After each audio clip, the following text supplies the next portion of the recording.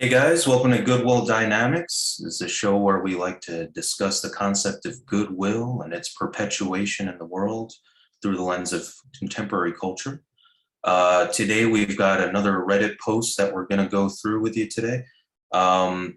This is another one from Reddit Relationships or Relationship Advice, I believe. And it's got a lot to do with what we talk about here, a lot to do with human relationships and the idea of goodwill and situations where it's kind of hard to suss out what that exactly means. So we're going to read that off for you and then have a nice little discussion about it. And so, Adam, you want to take that away for us?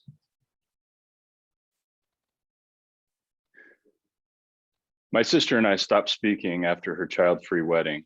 Now she wants to attend mine.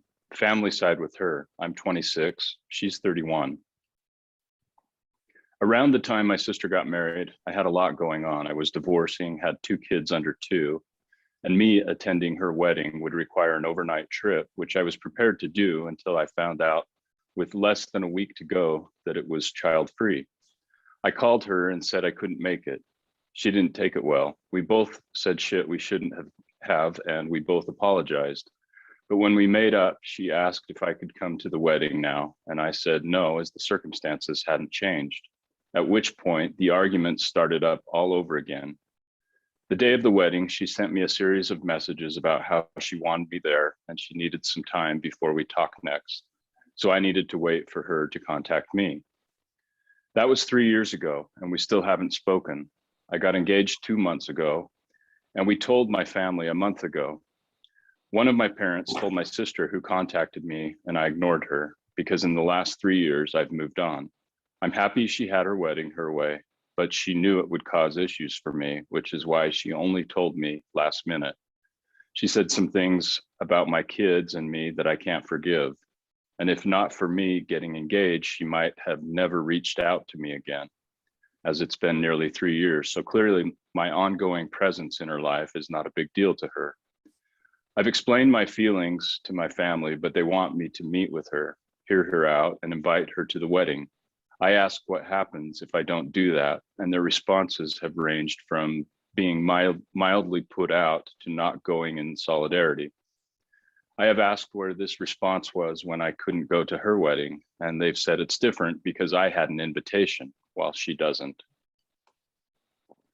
I don't want to get into a debate about me attending her wedding or her coming to mine. I just want some advice on how to address this whole issue with my family in regards to them choosing sides, as I would like them to be at my wedding, but I'm still not inviting my sister.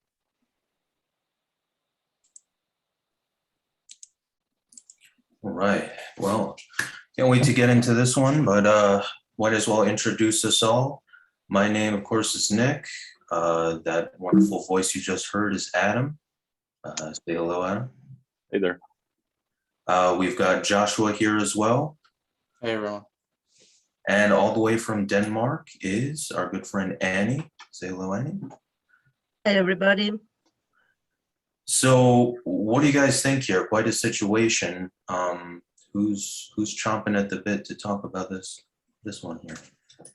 Well, the thing I noticed is, again, there's a sort of glossing over details. I mean, in the beginning, she glosses over a lot, but then says that some of the things were really hurtful and unforgivable that her sister said to her. But it sounds like another communication problem. I mean, at the very least with her to us, or, you know, the things people were thinking and saying or not saying or whatever. Because we don't know what they said to each other. And she kind of wants, how can I fix the situation with like not dealing with the parts of the situation that make it up, you know? Because if you said something hurtful to so-and-so and they took it a certain way and you meant it in a different way, then something can be worked on there. But if you don't know what it was, then it's, you know, what are you gonna do? Yeah. And it seems like from what I can tell, the sister is happy enough to kind of just not be in her life anymore. That's good. Yeah, well, I mean, to take with a grain of salt because we don't know the details, and you know, sometimes people omit things that are unflattering to them, and they, say it's not important, and then you find out and you're like, well, that's a big thing. That's true. It's interesting that she mentions that she doesn't really want advice on the relationship with her sister itself, which is the crux of all the problem, right?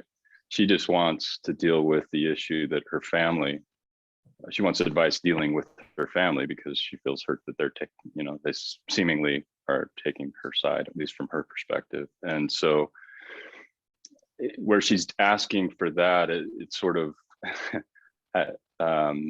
it sort of ignores so much of the rest of the story and where the root of these feelings are. And so it's difficult to give advice strictly based on the family. And it may be an unfair view that the family has. That could well be, and something that needs to be dealt with. But it's obvious that these feelings are more deep rooted. Yep. Yeah, those were my thoughts too, or close to. We really only hear one side of the story, and she's trying to ignore the past and only deal with the future, but that's impossible because the problems are in the past. And if she only wants to deal with the family problems now, it's quite easy. She can just say, I don't want my sister there, but then she has to take the consequences. Yeah, that was, go ahead. Probably, I think the family is trying to have them communicate. Like we say, that would be the best idea. Sit down and talk about these things and try to clear them out. Maybe they can, maybe they can't. We don't know. But I think that's what the family really wants. But you can take the consequences and just say, I don't want my sister there. And the family can decide what they want to do, and she'll have to accept that. I think that's pretty simple, but she's not addressing the real problems. Yeah. I mean, if you take everything that she's saying at face value and her perspective on it, which I don't do, but it could be correct. There was a good comment that I mean, like the top comment was basically to just tell her family members, like, I'm sorry, I've already made this decision. I'd really like to have you at the wedding, but if you don't want to come, I respect your decision. It's like setting a very clear boundary, like, look, this is my decision. This is how I feel. Somebody said they actually got told this from a therapist. So, but yeah, I mean, I'd be hard pressed to think of something more. I mean, there might be some creative things you could do, but if it really, the issue is people not respecting your boundaries, just clearly state it and don't let them try to move you in some other direction or hook you into this or that. It's like, look, I made this decision. I'd really like you to be there. That's where I stand. So if that's the thing, then that's sounds like a pretty good solution to me, given if that perspective is valid. What do you guys think about that? Yeah, it clearly, this person does need to establish boundaries, and it sounds like maybe, nothing in her post to me precludes her actually going on to do that. I mean, I think that may be what she has in mind. One thing I kind of I'm gonna buck the train, or buck the trend, or buck the grain here, or something. I think you guys could well be right. I think, I could see from one perspective, okay, as a family, people may not feel comfortable going to a wedding where they feel like a family member is being excluded. I kind of get that. But what I also suspect could be going on, this, and if nothing else, for the sake of seeing this from a different angle, there could be something where, I mean, we talk, this show is all about goodwill, and there's something in psychology in what's known as family systems theory, right, called fusion, basically. And fusion is where, people in the family, they're kind of one mind about stuff, or their feelings are kind of shared amongst the family, right? And so you don't really, you don't have that much room to have opinions or feelings that differ significantly from that, right? Or that contradict that.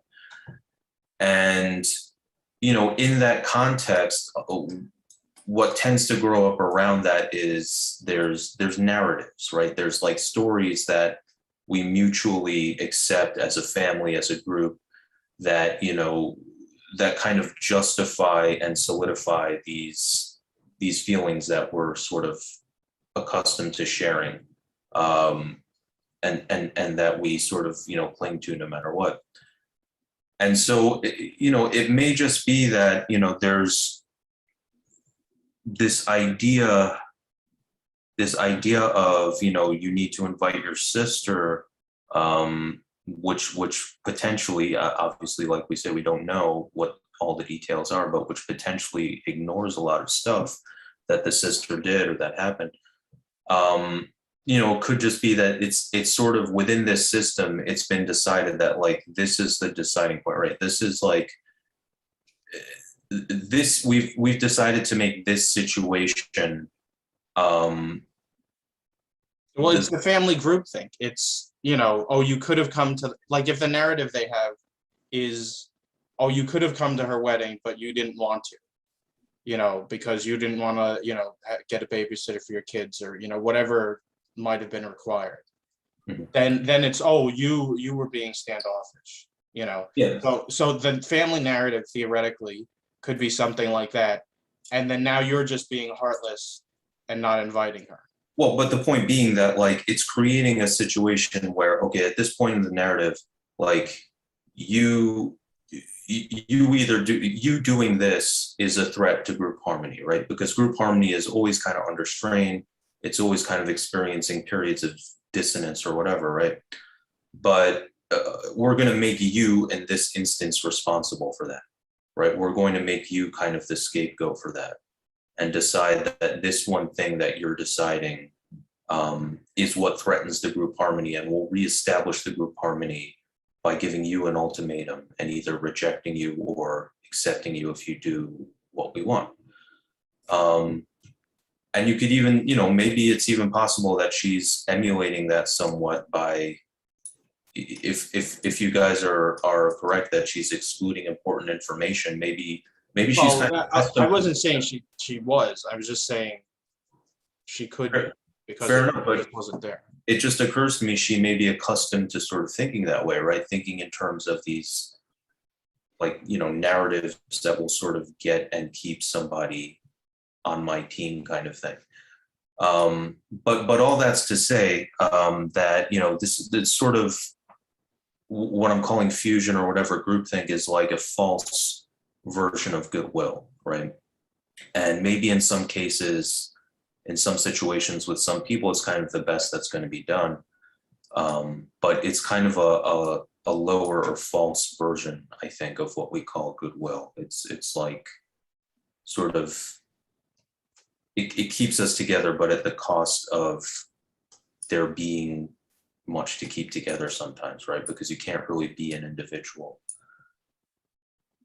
Yeah, those are good thoughts. And the good part of goodwill, I mean, I'm assuming since she's getting married, she wants this to be a happy event, wants it to be a joyous event where people that she loves come and celebrate with her. And so what does she really want here? Does she want to hold this grudge and, you know, whatever we want to call it, you know, not to illegitimize her feelings in any way, but does she want to, is it more important for the good of the wedding, which is in her best interest, to lay down these lines and make sure that, you know, even at the expense of her entire family, potentially not coming, is that the outcome that she wants? Is that the good that she wants? Or, you know, because I suspect, and even if her sister doesn't come, but her family comes,